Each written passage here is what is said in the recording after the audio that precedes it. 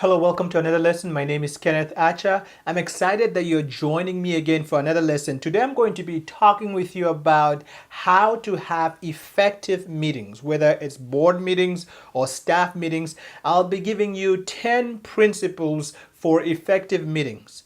Something that we often misunderstand is that we think that when you have the right people in a meeting, when you gather the right experts, the key people, the influential people, the people that are supposed to be there making the decisions, that when we gather all these different people in the same room, that they are going to be able to communicate and have a great meeting. But that's not true. A great meeting takes more than that.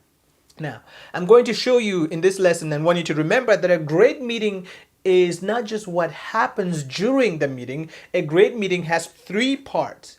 A great meeting has the before part, a great meeting has the during part, and a great meeting has the after part. Success in meetings happens when you take each of these parts into consideration and you prepare for them and do a great job in each of these three parts. So, again, I'm going to be sharing with you 10 principles for effective meetings. Let's look at an overview of what we're going to be talking about.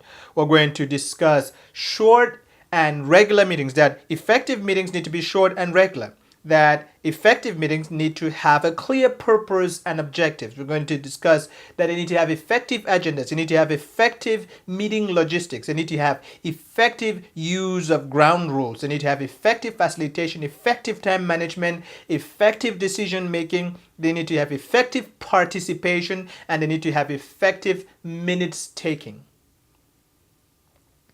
The first one, effective meetings need to be short and regular. Effective meetings need to stay short and focused, and ideally they would be about 2 hours in length if you're having, say, a board meeting. But for other meetings like staff meetings, you can keep them at 1 hour long. The shorter the meeting, the better it usually is. But don't exceed 3 hours for your board meetings, because they sometimes happen less frequently, maybe say every month or every 2 months or every quarter, that they may need more time. So a board meeting should last about 2 hours. It's the ideal recommended length by experts. But staff meetings, 1 hour is good. But then exceed the maximum of about 3 hours. If you start going above 3 hours, people can't get a lot done and still be effective as such. So make sure you have an agenda that has listed items with time slots, okay? With time slots attached to them, to make sure that when you do have that agenda, that you actually follow through the things on the agenda. The next thing is to have regular meetings. Regular meetings will help you build momentum for your board activities, if you're having a board, or for your staff activities. Don't make meetings random or infrequent, because that makes it difficult for members to be able to actually stay focused on what is going on within the organization. So recommendations that I give is that you should have regular meetings monthly or at least quarterly, okay? They should be regular. You should have them scheduled ahead of time. And then if for example, if you're running a board of directors, then you could have what is called special meetings in situations where you have an emergency and you need to be able to get a meeting to happen. But those are done in addition of the regular meetings, okay? They don't replace the regular meetings or happen instead of it. They just are added to it because of an emergency. So have regular meetings and then use special meetings for additional things that you need to do. So the next thing we should look at is that effective meetings have clear purpose and objectives. This is a big one. Many times we want to start a meeting and we don't spend some time thinking about why we're trying to have this meeting. What objectives do we want to accomplish during this meeting? And these things are important. We want to remember that effective meetings are purpose driven. They stem from the purpose of our organization, the mission, vision, and the goals of our organization, what we want to accomplish in the near future and in the long term. Those purpose goals for our organization are what drives our meetings. They are the reason we meet, but we have to identify the specific one that we are trying to meet to accomplish with our meeting. Because many times you can have people meet together and they don't even know why they're meeting. And when that happens, people get bored. When people feel like they should be spending their time better doing something else than coming to a meeting, you start seeing that then you lose momentum and people start participating less and less and less, and you would not get the job done that you want your meetings to be able to accomplish. So the other thing is, of course, make the purpose and objectives very clear. You need to have them clearly written on the agenda and then articulated at the beginning of the meeting. Okay, the agenda spells everything out. Then at the beginning of the meeting you set the stage and basically let people understand the purpose and objectives. Then another thing that is recommended is that you create a setting for success. Professor Peter Fuda basically says that you should ask 5 critical questions, and these questions will basically help you to understand and make sure that you have a clear goals. You have created a setting for success. The first one is about purpose. Why are we spending our valuable time together? The second time is about outcomes. What does success look like? The third one is about decisions. What do we need to decide? You need to ask that question and be very clear about. The fourth one is about questions. What questions do we need to answer while we are together? That's important. And the fifth one is about impact. How do we want people to feel at the end of this meeting? When you ask these questions and answer them before you create your agenda, then it's going to actually help you be able to create an agenda that is focused. Okay, that is focused and be able to accomplish the things that you're going to accomplish. That leads us to the third one, effective agendas. Okay, you have to have effective agendas if you're going to have effective meetings, and such agendas basically need to be very focused on the priorities that the organization has that have been determined by your purpose and objectives of the meeting. Then the agenda needs to be given to people way in advance before the meeting so that they can prepare for the meeting. Then you have the agenda lists items, persons responsible for them, allotted time and intended outcomes. You have to have it this way and allot the time and who's going to be responsible. What outcome do you want? When you have an agenda that's like that, you are more likely to have a successful meeting. The fourth thing is that the agenda needs to be realistic for the meeting. Don't set an agenda for a meeting that is too big for the meeting to accomplish, but don't also underset the agenda. Don't overdo it, don't underdo it. Make sure that you estimate and assess well what can be accomplished within that time slot, given the resources that you have disposable, and given who's going to be there and everything that's going to be happening.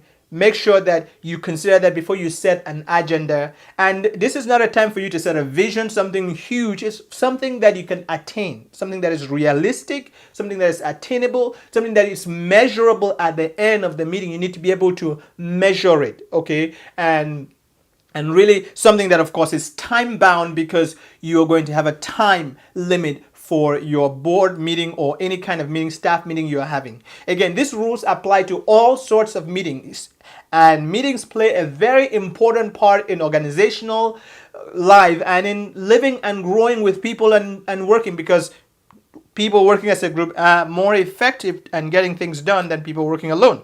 But you need to be able to have them done well. The fourth thing we need to look at is that effective meetings require effective meeting logistics, the things that you need to plan and get a place and other things like that to prepare for the meeting. So let's get into that. So I want you to ask questions and answer them to be able to help you not forget anything. So ask the following questions. The first question is, where will the meeting be held? That's an important question. That is a question that leads you to place, to basically think of the place that the meeting is going to hold and start thinking about it. The next question that you should ask is, who is the contact person for the facility and the logistical arrangements? You need to start asking that. That's important, because when you're asking these questions, you are actually writing things down and planning the meeting logistics. Okay. The third question is, Is this the most appropriate location?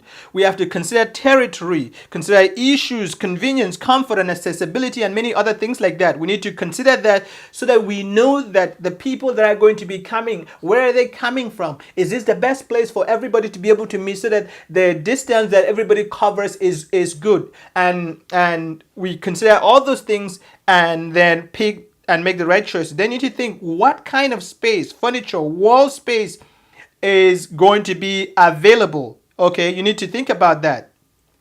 What kind of space, furniture, wall space? If you're going to probably need this if you need to do posters and things like that. Okay, and you also want to make sure that you have an understanding of when the meeting is starting and when it's ending. Okay, now you need to make sure that there are adequate breaks that are put in there for people to be able to actually make sure that they're not stressed out within the meeting. Have arrangements made for food and beverages and other things like that.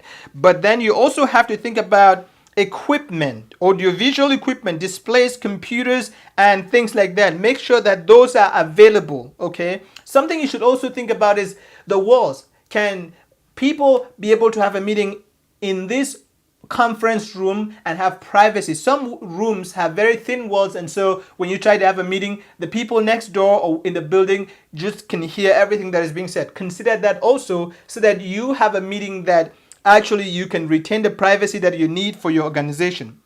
Make proper arrangements to ensure, again, I'm summarizing, make proper arrangements to ensure that the venue, timing, seating, lighting, technology, presentations that are going to be taking place, that everything is conducive to attendance and participation. I suggest trying to find a conference room for the meeting if possible, because holding a discussion around a conference table is much easier and better than doing it in somebody's living room, okay? If possible, avoid holding meetings in restaurants and coffee shops. The noise and distraction and the lack of privacy there just take away from the focus of your meeting. You want to have a meeting in the right place. The fifth thing that we need to look at is that effective use of ground rules is going to make your meeting better. Effective meetings are meetings that have very clear ground rules set for people to be able to follow. Okay, that's important.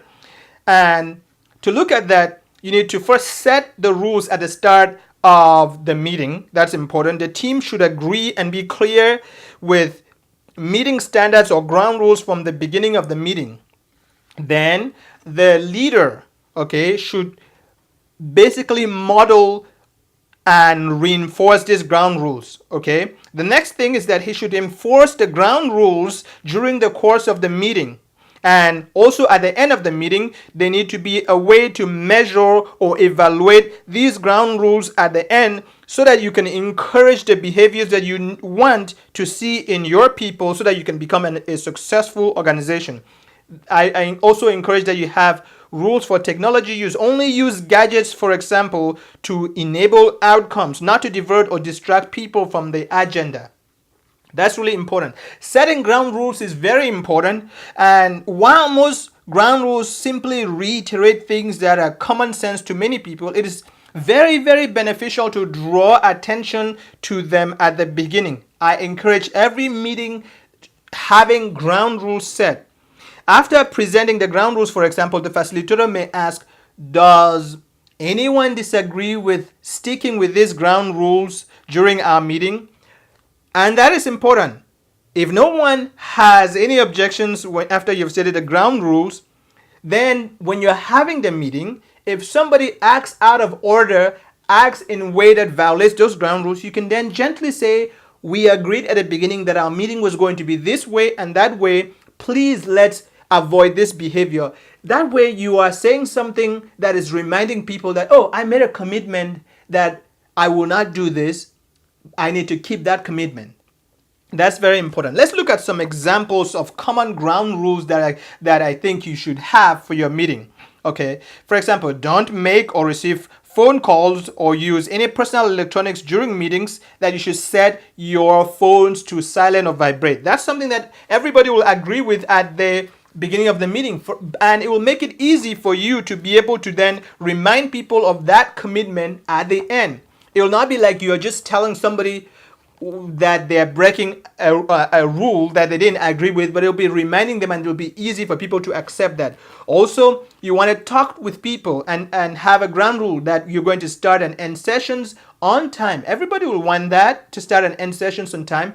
Commit to being back from breaks on time. Everybody will agree with that because, for example, if you're having a 2-hour meeting or a 3-hour meeting at the most, then you might want to have breaks every 45 minutes so that people can go, if they need a bathroom break, they can go have that. If they need to get a drink, they can go have that.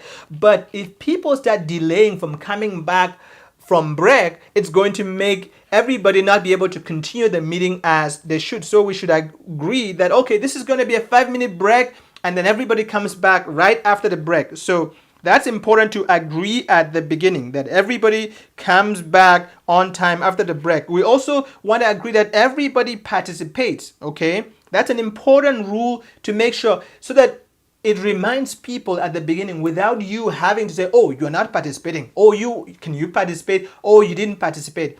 It will be that people are reminded that this meeting is, my participation is required. I need to be up and participating, and not sort of letting other people do the participation for me. Another one that is important is that all participants are considered equal. Everybody will agree with that also. And this reminds people that may have a little bit of ego, people that want to be the center of everything, people that want their opinions heard more than others, to say, hey, we've agreed that everyone is going to be considered equal regardless of position or status or anything, that everyone in this meeting is going to be considered completely equal. So their opinion matters just as much as mine. Okay, let's continue to see some more ground rules. So another one is that only one person talks at a time. And that's a very good one, that you don't interrupt people. It, again, reminds people. You may take 3-4 minutes to actually agree on these ground rules. And I encourage you doing that for every meeting.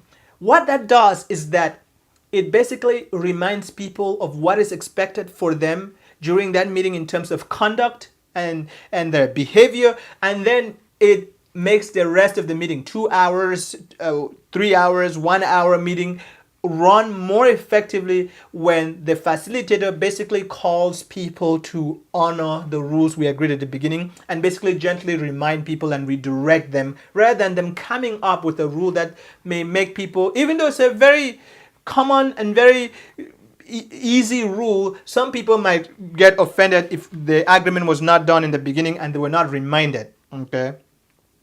So the next one that I think is important is that you should ask people to raise your hand before you speak.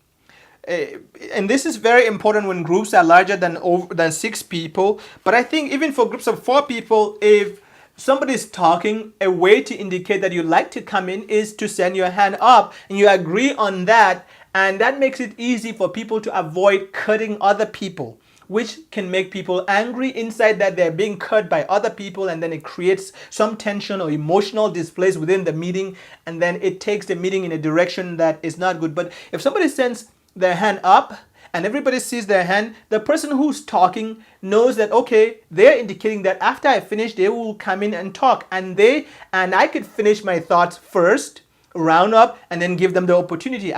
They don't just cut me in the middle and make me feel like I had more to say, but they didn't give me a chance. Sending a hand up is an indication that I'd like to talk next after you're done. And when that is done and it's seen like that, it's going to make the meeting more effective, okay? Another rule to consider is that we need to listen to people's ideas without judging them. Isn't that a good one? Everybody will be reminded, because aren't we very judgmental people? I'm such a judgmental person that, if I don't remind myself that, hey, everybody's important, everybody's equal, I may be the leader or you may be the leader, but we're all equal, our ideas matter, and that we're not going to judge anyone for their ideas. We're going to allow ideas to come and be tested, and these ideas will be considered and evaluated. Nobody's going to be judged. I need to be reminded of that myself, because we as humans tend to be very judgmental. So having that said at the beginning, and then the facilitator basically guiding and redirecting people to it, is a very, very good idea.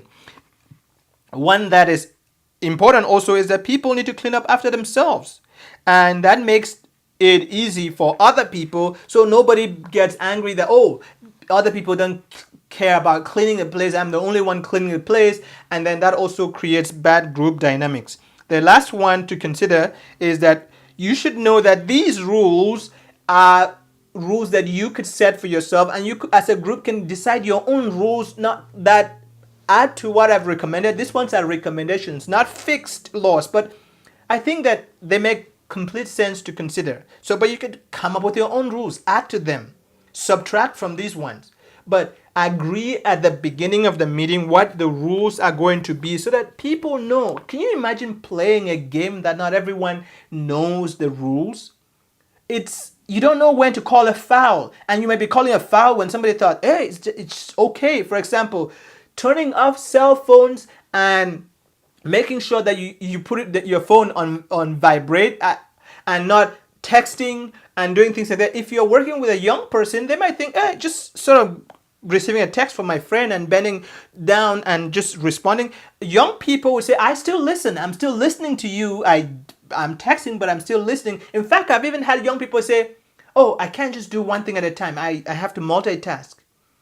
But when you set the ground rules at the beginning, they know that answering their phone is violating a rule. They could totally be answering their phone and feeling like they're doing nothing wrong while you are thinking they're disrespectful to you and they're not paying attention, but they're going ahead doing other things when that isn't even their intention and that isn't even on their mind. So when you set clear expectations like that, it makes it easy for everyone who's working to be able to follow them. So the sixth point that I want us to look at is that effective meetings require effective facilitation. Okay? Effective meetings require effective facilitations.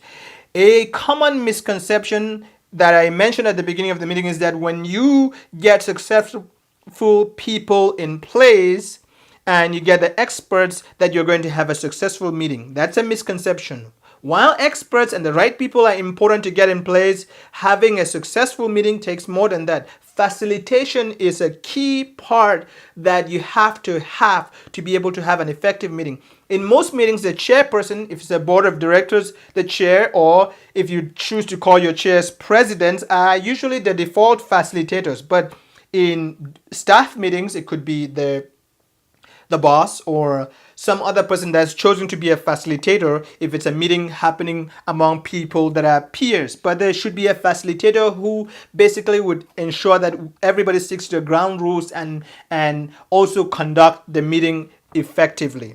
So what does a good facilitator have to do? We're going to look at what a good facilitator has to do, and the source for this information in this slide, in the next few slides, comes from the Coastal Services Center, which is part of the U.S. government, federal government. They have a small document, I think about 20-something pages. I will remember to show you that document at the end of this lecture so that you can have access to it. It's a very good one. I recommend that you lay your hands on it, read it, and it'll help you be able to actually have effective meetings. But I have at the bottom of the slide here, the website is coast.noaa.gov. So the first thing that a good facilitator does is that he or she helps the group to define its purpose and desired objectives for a meeting. Then this person also prepares the agenda. That's a key role that a facilitator has to do. If it's the board chairperson that is the facilitator or the boss at work, then he has to come up or she has to come up with the agenda and then ensure that the agenda is followed in the meeting. He comes up with it, puts the topics, the time limits, and who's responsible, and then make sure that everybody sticks to it. So it prepares the agenda and then enforces it. This person creates the structure needed for effective meetings, and he also or she also designs processes for the group to meet its goals, create products, or make decisions. That's important. This person guides the group discussions to keep meeting participants on track by asking key questions and reminding group members of the stated goals, because the idea is that everything has to be a purpose driven, goal driven. You're meeting to achieve certain goals, and sometimes people start veering away from those goals. A discussion comes in and somebody starts talking and going the wrong direction, and then a good facilitator basically redirects the members' actions and behaviors to keep focus on the agenda. This person also deals with problem group members, because you're going to have a situation where there's going to be some problem group members. You cannot be so perfect that you would not have them. Sometimes you'd have them. You do a great job and recruit the right people for your board of directors, or bring the right key people for your meeting. But because we're all human beings, people are going to be, sometimes it could be a great person, a great candidate contributing to the meetings before, and then they're going through a divorce, or they're taking drugs, or they're doing something or something happens in their life that just makes them become nagging and argumentative, or just difficult to work with, and you have to deal with that person. And this facilitator chooses wise ways to be able to deal with problem members. He also ensures that group assumptions are stated and tested, because that's important that these assumptions are stated and tested, and ensures that all participants have their voices heard, which is very important. Ensures that no one dominates and takes over the meeting. In fact, that he himself tries not to dominate the meetings with his own opinions, but allows everybody to be able to contribute effectively. And a key thing that this person does is he trusts in the group to make the decisions. He doesn't come and then try to dominate, but he trusts that when you have a group of people that are well informed, well educated, and have made the right preparation, that when they come together, that the Holy Spirit is going to help them, that they're going to make wise decisions. Okay. This person also takes some notes. He's not the secretary, or she's not the secretary, but they're going to have to take some notes and record key points of conversation and the decisions that the group is making, so that he himself stays abreast with everything, and is going to help the group to plan and carry out the decisions that are being made at the meeting. And this guy has to act in ways that he wins the trust of everyone in the group, so that he stays effective at doing what he is called to do. Okay, that's really important. That's really important. Now, there are certain beliefs, we're talking about what a group facilitator does. Now we're going to turn the tables and talk about what a group facilitator believes. Okay, because our beliefs affect our thoughts. Okay, our thoughts affect our emotions, the way we feel. Our thoughts also affect what we do. So a good facilitator has to have certain core beliefs, certain things that he believes about the potential of the meeting and the people attending. And a good facilitator believes that a group of informed individuals working together can accomplish more than one person working alone. That's important. And so when he believes this, he tries to act that belief out in the group, knowing that the sum of everyone in the group is greater. Okay, that everyone in the group can do more than each one individually. Okay, that the sum is greater. That the group rather is greater than the sum of what it can do. Okay, so if you're to add, this person works alone and this person works, 5 people, each one does things alone. This person believes that it's basically like a multiplication when they come together, not an addition, that they get more done than if they would have done so individually. This person also believes that everyone's opinion is of equal value regardless of rank and regardless of position. And they act it out. They don't even let themselves dominate. Okay, even though they're the chair or the coordinator or the boss, they don't let themselves dominate, but they allow every person to contribute. They also believe that people are more committed to ideas and plans that they have helped create. This is an important one. And so they want people to contribute. They want people to be able to basically participate. This is important because if you are participating in a meeting, you need to assume this of the facilitator. You need to assume also that this facilitator values your ideas. He values you participating so that you start to participate. Okay. Now, this person believes that participants will act responsibly in assuming accountability for their decisions. And so he doesn't try to babysit people or to push them very hard, but he expects people to be able to do what they are supposed to do, and when they don't do it, he holds them accountable. He's not a babysitter. He holds adults accountable to be able to do what they are supposed to do, because adults should be accountable. Now, this person believes that the process, if designed well and sincerely applied, can be trusted to achieve results. And so he basically pursues the process and really seeks to have the best meetings. That takes us to the seventh point, which is effective time management. Okay, effective meetings really rely on effective time management. Okay, you cannot have an effective meeting without effectively managing time. And to manage time well, you need to start and end on time. You need to monitor and skillfully manage the use of time. You also need to understand and use the ground rules well. Then you need to redirect members' actions and behaviors to keep the focus on the agenda. Time management is very key when you have meetings where people trust the facilitator and the leaders and know that when they say 9 is 9, when they say 10 is 10, and when they say 2 hours, they're going to leave in 2 hours. That when they say we're going to cover these topics, they're going to cover them because they respect the time limits. People get excited. People love to come because they feel like you respect them. You respect their time.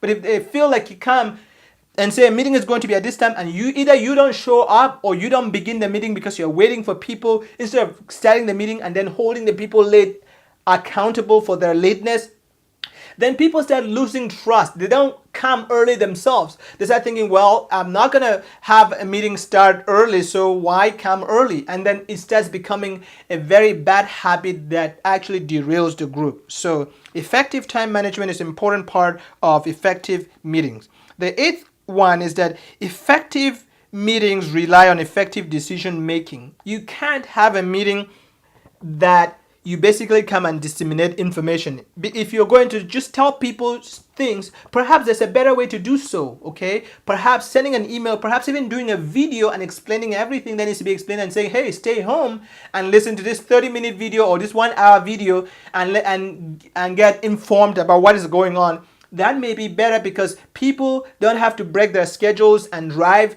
and pay for gas and come and go through all that inconvenience when there's no decision making. So meetings need to have a focus on decision making that is very high. They have to have a high focus on decision making because that's what really brings people down, okay? Before actually having a meeting, it's important to ensure that there is at least one decision that you are going to make. Dr. Peter Fuda, I've quoted earlier, advised that if you are having a meeting solely to share information, consider whether you can share that information another way. I think that's very accurate. There are many ways you can share information. You could do a disc and send to people. You could do a PowerPoint and even send to people. They only bring people to a meeting when there's decision making involved, and you should seek a high decision to discussion ratio. You need to focus on so what and now what, as Dr. Fuda advises. He says effective meetings spend no more than 15% of the time on what issues, that is description of problems, issue or challenges at hand, because that's information and it could be sent in advance. But they spend up to 70 minutes in so what, the insights, the meaning, the potential implications of the situation, the decision making, okay, the making of choices, which choice is best, and those kinds of things. They spend 70% of their time in meetings focused on that. Again, 15% on the information part, which is a description of the problem, issue, or challenge at hand, and things like that. But 70% of the time spent on the insights, meaning, potential implications, the decision making, the making of choices. And then they spend only about 15% on now what? The actions. After the decision has been made, what are the next steps? The actions that need to be taken. So again, effective meetings are focused on decision making, Information can be given outside of the meeting in ways that will not have to derail people from their normal daily routine. And very little information should be discussed in a meeting. And a lot of it, 85% of it should be on so what and now what. That's 70% on so what and 15% on now what, the next steps, actions. We also want participants to understand decision-making methods. The most common decision-making method that you'll be using in meetings is voting. People sending their hands up to vote or using some kind of cards or system. There's a simple majority or a two-thirds majority. A simple majority is 51%. That's 50 plus 1. And then a two-thirds majority is a two-thirds majority. I think it's 67%. But two-thirds of the people have to agree. Then there's unanimous decisions that everybody has to agree. Something that's also important is that people need to understand the quorums and other rules that are spelled out in the bylaws. The bylaws is the rule book for the organization, for a board. The bylaws are the rules that govern the functions of the board, its meetings, and everything that it does. Okay, so members need to know that. For your staff meeting, you also have rules that your organization follows. You need to check that and understand the rules that you have to follow and quorums that need to be met for people to actually hold meetings. Okay. Then something that you need to also look at is that leaders need to be able to deal well with contentious situations. When there's a contentious vote, that they need to be able to deal wisely with that situation, because contentious votes usually produce lingering resentment, hatred, bitterness among people, and you don't want that. You don't want your people to be bitter because it will affect their future decisions. It's a big mistake to allow somebody or people to vote if there's a strong disagreement. Good leaders use wisdom. They see ahead and look at the problem that is going to happen when they vote, when this thing is contentious, and they use other techniques to be able to make sure that the voting can happen or that some kind of consensus can be built. So what they usually do is they might refer the issue to a committee. They allow a committee to basically wrestle with the issue and look for ways to compromise, or to allow God to work on the hearts of everyone, to sort of open the eyes so everyone can see and feel like they're not forced into a decision, or that somebody is basically not winning, but that they themselves, they're understanding and seeing their faults and seeing the other person's faults and seeing that they could work together. Okay. Then a second thing that could be done is to do a straw vote and then schedule a discussion. A straw vote is basically a non-binding vote that is taken to gauge support, okay, on both sides of an issue. So the chairperson might say, okay, people who feel this way, send your hands up. People who don't feel this way, send your hands up. And then he sort of gauges and knows where everybody is. If he sees that from the straw vote that this is a really contentious issue and that people are very, very passionate about it, he can then refer it to a committee, or he could then schedule a discussion. The goal of the discussion will be able to inform people more and really help people come to an informed decision and allow God time to work on the hearts of people. The next thing is to build consensus. Consensus basically, it means everyone is required to be in agreement in some way for a decision to be made. It doesn't mean that everybody has to agree and have it doesn't mean everybody has to believe the same thing. It means that everybody has to be given the opportunity to be listened to, and then as much as possible that the resolution, that full agreement is pursued. But it may mean that the best consensus you could have on an issue is that everybody understands the differences very well, and everybody feels respected, and everybody agrees that they should vote and move forward. And you see that the situation is not very tense, that people are going to start holding grievances because of the voting situation. When you see that, you could be okay with moving forward, knowing that you're not going to have perfect agreement on everything. At Shaping Destiny, though, we have a board that basically requires unanimous decisions on everything. We believe that the Holy Spirit wants unity among Christians, and that the unity that a father wants among his children is more important than any work that a father can have done by his children. Talk to any parent. Talk to any parent who has grown children. The parent would rather have his children love one another and be united and respect one another, kiss each other on the road, just hold hands and just love each other and be there for each other, than for the children to buy him a Lexus or hire a Lexus or give him anything he wants. Parents want to see unity among their children, and that's the best gift you can give. That's the best job you can do for them. And then after you have that, then you could do some work. You could come clean the yard or do something to help your parents. Then they will appreciate that. So we focus on saying, okay, if there's a disagreement about something, that we each take time and pray, and we believe that God is able to move on the hearts of people. But we are careful who we bring on our board. We seek to bring people who are spiritually mature, who fear God, so that when the time comes and they're disagreeing about something, you know that these people are people of good will. They have good intentions. They really want to hear from God. They really want to do what God wants. And if they disagree, it's just because they think God is saying something different. And for that kind of situation, it's important for you to also be careful and make sure that God is allowed to work on the hearts of people.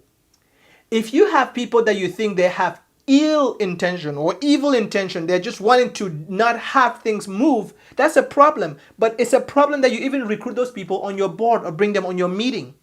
Should bring people that you believe have good will, good intentions. They really fear God. They really care about the cause of your organization. They really want to see good done. They really agree about the mission. And now, when they disagree, it's because they don't think it's the best way. And many times, that could actually give the organization a way to slow down, look at things, and sometimes those people are actually right. Okay, so the next thing to look at is that the process for decision making is appropriate for the size of the group. You also want discussions that decisions are actually reached after discussions. You don't just want to discuss and then never reach anywhere. That discussion ends when decisions are reached. Okay.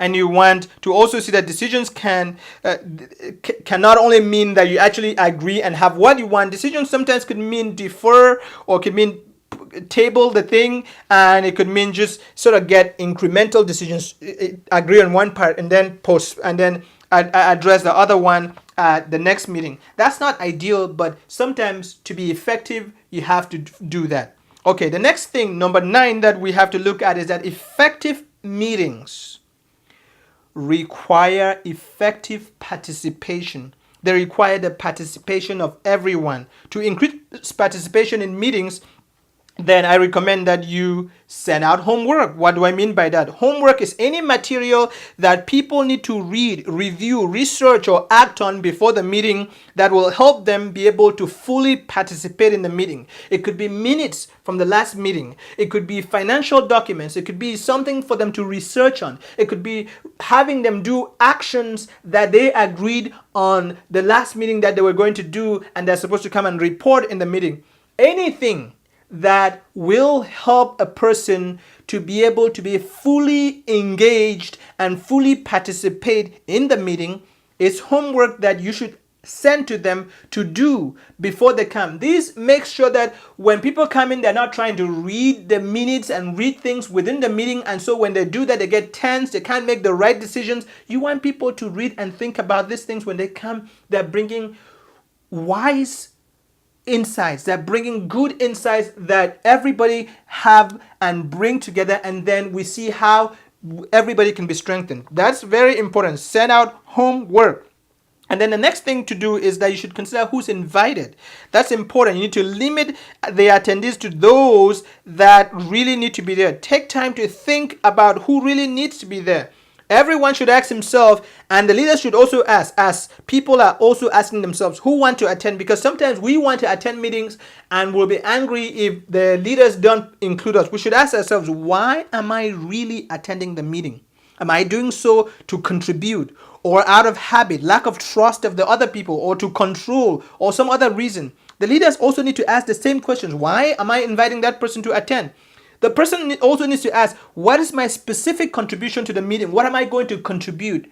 And the leaders need to also ask for boards. is different because you have chosen every board member already, because you've seen, as we've discussed in the past, that for boards of directors, you need to make sure everybody has a specific skill, a specific gift, talent, expertise that they bring to the board. You don't put people on the board because you want to show them favor, for loyalty. You put people on the board who really need to be there, who bring something. So these people, if it's a board of directors, are assumed to already be bringing what they are hired to be on the board for. If they don't have something to deliver, then they shouldn't be on the board. And you also should consider inviting staff and outsiders when appropriate. It's a good idea to invite non-board members, for example, who are stakeholders, to come and participate in certain activities that the board is doing, to come and attend meetings and basically be part of it, because they bring a different viewpoint. For example, if you are having a meeting that is taking care of orphans in your board of directors, you might want to invite some orphans to be either on your board, or somebody who has grown up as an orphan, you need to invite them to be on your board. But every now and then, you should invite somebody who has experienced and gone through that to come and attend a board meeting and share their views, because it will help you provide clarity on how to actually make decisions on their behalf. If you are leading an organization that cares for HIV people, having somebody with HIV on your board is great, but also bringing in other people from time to time that have that experience is going to help your board. Another thing is that if the executive director is not a board member, it's a good thing to invite him or her to all board meetings so that he or she will know what's going on, since he's the one or she's the one that's going to make sure that all those decisions are carried out in the daily life of the organization. Remember that board members basically are limited to board rules. If they volunteer, they're not volunteering as a board member, they're volunteering as a volunteer, or there's some board members may serve as staff, and in which case we've talked about the fact that you need to separate your staff roles from your board roles. Rather, your volunteer and staff roles need to be separated from your board roles. So it's a good idea also to invite guests from outside the organization to attend board meetings. For example, business people in the community that you think have an interest or stake in what you are doing. For example, if you are doing a non-profit work, if you're running a non-profit board that is in charge of building homes for homeless people, maybe there's some architects in your community that are not part of your board, that you might want to invite them to come to your community, because they are the kind of people that may get involved and participate in actually getting work done that your board is interested in. They too may have an interest. So look for people that you can have a win-win situation that are important and significant in the community or in the industry, and invite them every now and then to come and speak at your meeting and be a part of it. And the next thing that I want you to do is that you need to ensure high attendance. This is important. You need to ensure that all appropriate and necessary stakeholders are attending the meeting. You should send invitations early. You should schedule board meetings early, but also you should confirm attendance, okay? And of course, you should make board meetings, or any kind of meetings, you should make them mandatory. You should make attendance mandatory. Hold the participants accountable so that they could attend, and also make the meetings to be effective and fun. That increases people's attendance, okay? Don't make boring meetings. Make meetings that actually have work getting done, that ends on time and starts on time. That encourages people to be able to attend meetings because they know that they're coming to get work done. Also, when you actually have a meeting going on, you should give everybody the opportunity to voice their own point of view, and you should ensure that participants are accountable for follow-up actions that they commit to during the meeting. That's very important. When they say, okay, I'm going to be in charge of basically going and getting a new mailbox for the organization, make sure that they are accountable for that. If they're going to get non-profit stamps so that you can send mail cheaper, they should be responsible for that. If they're going to be part of the team that goes to create the bank account, they should do that. And if they're going to create a brochure or logo or something for the organization, or reach out to sponsors or something, or start working on the fundraiser, that they are held accountable for that. Okay, so the 10th and final thing that you need to consider if you want to have effective meetings is that you need to have effective minute taking. Effective minute taking is crucial, okay?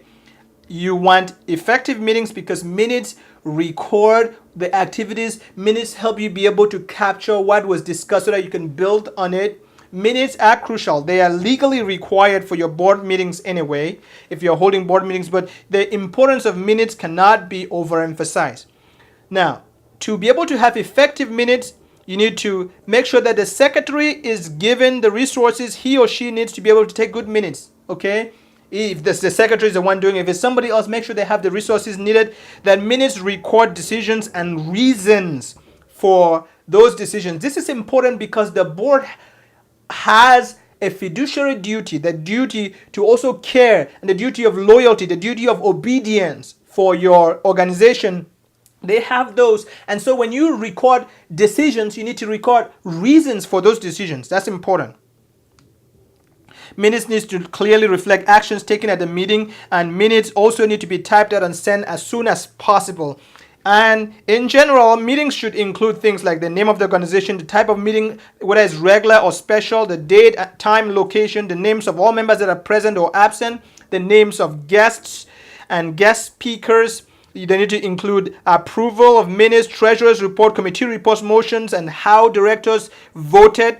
That's important. Don't just say the vote was 3-4. Say person A voted this way, person B voted this way, person C. Have it done like that. Remember the Supreme Court decisions, they usually list who voted which way and who didn't. And yeah, you have to do that because it helps to come back and remember what was done. So that's important.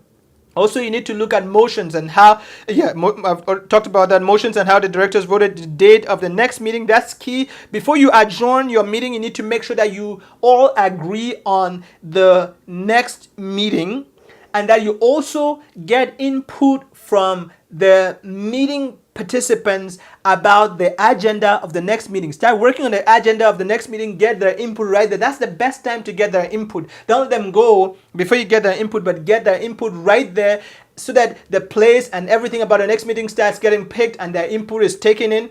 And then they also get to set the date and everything, and that's best. So something important, minutes don't include the secretary's opinion or the person writing. They are not about them. The secretary's opinion should never, ever, ever be part of the minutes. Minutes should not include day-to-day decisions. They should not include more detail than required to show care and consideration by the meeting participants.